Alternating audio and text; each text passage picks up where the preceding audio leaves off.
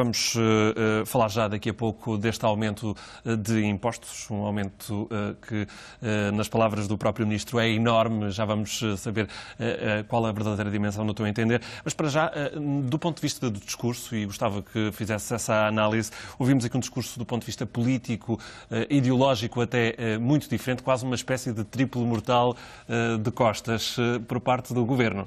Parecem dois governos diferentes. O discurso de dia 7 de Passos Coelho e de dia 11 de setembro do mesmo Vítor Gaspar e este discurso de agora. A preocupação que há agora em dizer que é a progressividade do que se quer alcançar com estas alterações de impostos, portanto, pôr quem ganha mais a pagar mais, a preocupação de dizer que tem que ser equitativo o esforço entre público e privado, rendimentos do trabalho e rendimentos do capital e PMEs e grandes empresas. Que grande lição que eles aprenderam do país, que grande lição que o país lhes deu. Então não eram estes senhores que andavam com uma arrogância enorme a dizer que tinha que ser e tinham que fazer uma mudança estrutural da economia e que tinham que levar 7 pontos percentuais de aumento da taxa social única a toda a gente.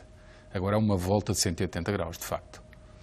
Nós ouvimos-lo a descrever aqui um cenário macroeconómico bastante mais agravado e diz ele, do ponto de vista do emprego e do desemprego, sobretudo será por causa precisamente de ter recuado na TSU. É a justificação não necessariamente, não necessariamente. A questão da TSU tem uma outra questão por detrás, que os portugueses acho que perceberam bem.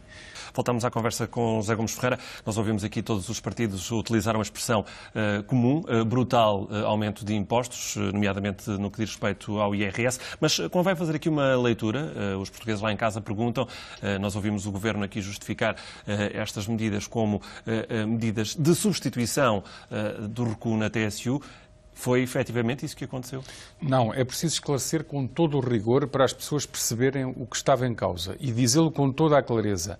O que o Governo ia fazer eram 2 pacotes de austeridade. Sublinho, 2 pacotes de austeridade do ponto de vista dos contribuintes e dos trabalhadores.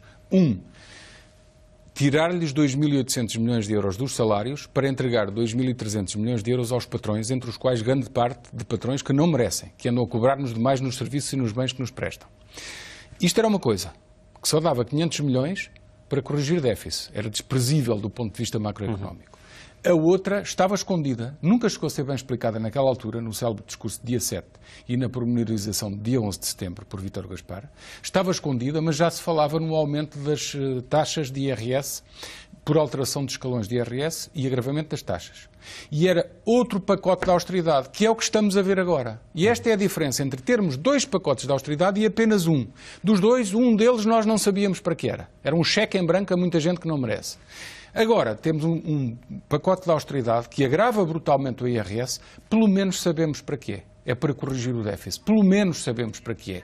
E agora é claro. E agora foi dito a todos os portugueses, não vai ser proporcional, isto é, um aumento de 7 pontos percentuais desde os salários mais baixos até os mais altos, vai ser progressivo. E como o IRS já é progressivo, vai ser uma progressão sobre outra progressão. Traduzindo, para quem quiser perceber lá em casa, isto vai dar talvez um corte de um salário para todos os trabalhadores privados na base e no meio da tabela e mais que um corte de um salário do meio de tabela para cima e no topo se calhar chega a 2 salários. Se calhar nos próximos dias vamos ver isso explicado por técnicos que melhor do que eu dirão. Mas é um aumento brutal de impostos, o Ministro não o nega, agora sabemos para que é e não são 2 pacotes de austeridade porque o outro pacote os portugueses rejeitaram-no e bem, aquilo não se justificava.